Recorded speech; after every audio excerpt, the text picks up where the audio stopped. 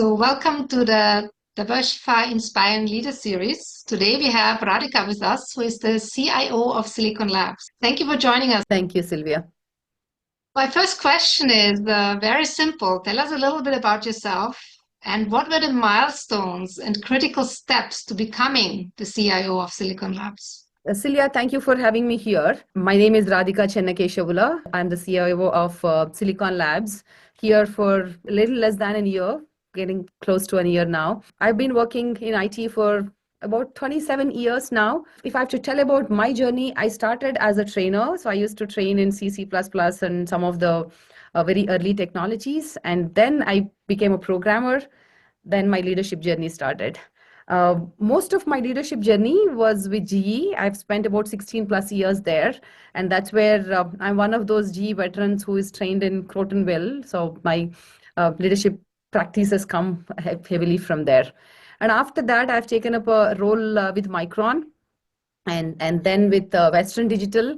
And when I started with Micron, that's when I moved into semiconductor from consumer electronic goods. And then I'm enjoying the whole semiconductor space now, continuing into Silicon Labs. Talking about my journey and how I got into this role of CIO, one thing, Sylvia, I learned in this process that there's no one path to become a CIO or a CEO or one of those, right? Depending on opportunities, depending on your learning curve, and depending on how your readiness to the roles, and several of those factors play a role. In my case, I think the breadth that I gained was a big help for me. So talking about looking back in my career, I spent my first early about 10 years into gaining the depth of programming and then being an architect and purely the Java and related programming aspects of it. Then started my first leadership role, and my first leadership role was infrastructure. And that's when my leadership internship journey started, right? And even now I tell people that once I started my leadership journey, I've been an intern all through my leadership career. That's because I started as an infrastructure leader where I was not the expert. There were experts in that space. And then I had to provide pure leadership, enabling them accomplish that goals for themselves and the company, and then being a servant leader, right? And then after that, my next leadership role was into data analytics. Once again, I was not an expert, right? I was completely out of my comfort zone. Then similarly, then after that, I took some M&A, and then I moved into finance. So then in the process, while I continue to be intern and learning and enabling those teams, I gained a good breadth, right? So early in my career had a depth, and then later I gained my breadth. So when this Micron role came up as an India head, it started as a small role of outsourcing center. So where they wanted to do a India center with about 150 members.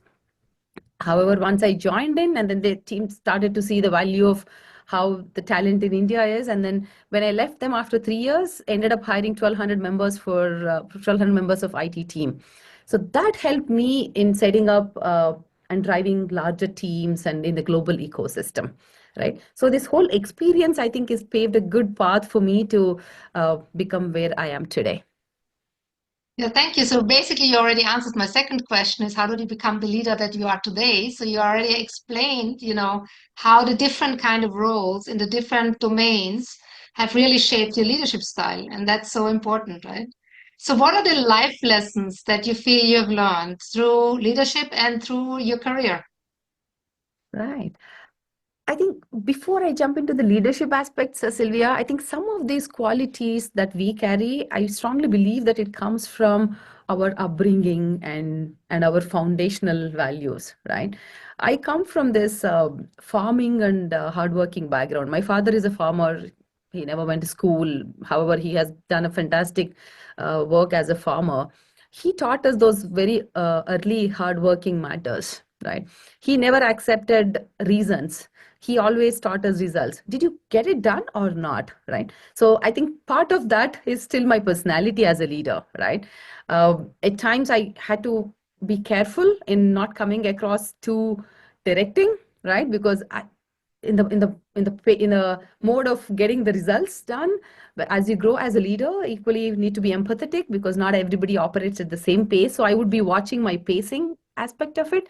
However, Mm. results matter, not reasons, right? Now we call it a management lesson, but I think that I was taught very early in my childhood, right? I think that became my probably style of operating.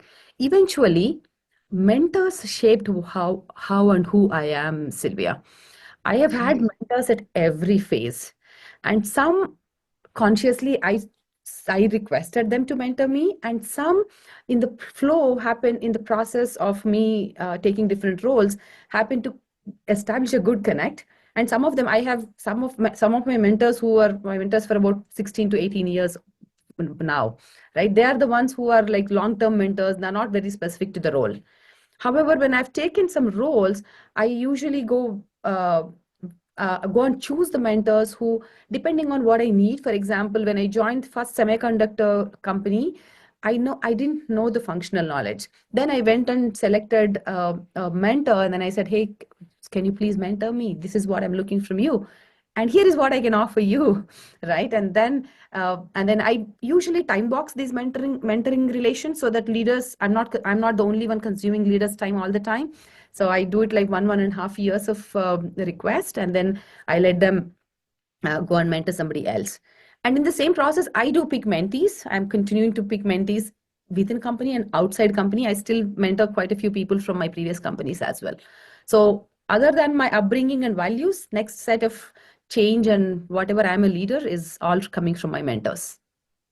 Awesome. I mean, you probably know that in our Glow Leader certification program, where you're going to be holding the next masterclass on operational to strategic leader, we have, as part of the program, we have mentoring is built in, and women enjoyed board C-level mentors external from the company because we believe that external mentors add an additional opportunity to be able to speak freely about anything that's going on. There's a confidentiality agreement, but there's a way to be, yourself, and you don't even have to talk only business. You can talk about your own personal struggles as a human being, right?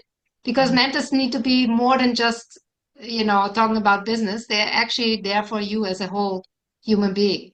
And that Right. is a wonderful thing. Thank you so much for mentoring also and being a speaker on the Diversify platform. So I have one last question, which is what is it that you're passionate about in life? People, people, and people. I love people.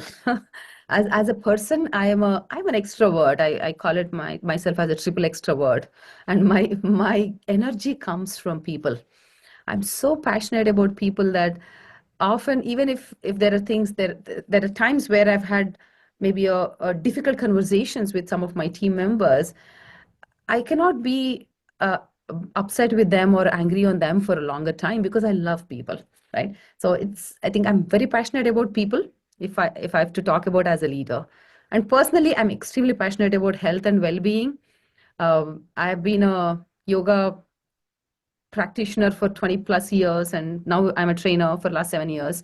Um, I'm a scuba diver, and then I hike. Recently, I hiked Kilimanjaro, by the way. So it Oh, was wow, congratulations. thank you. It's a fascinating experience. So on a personal side, I'm uh, very passionate about health.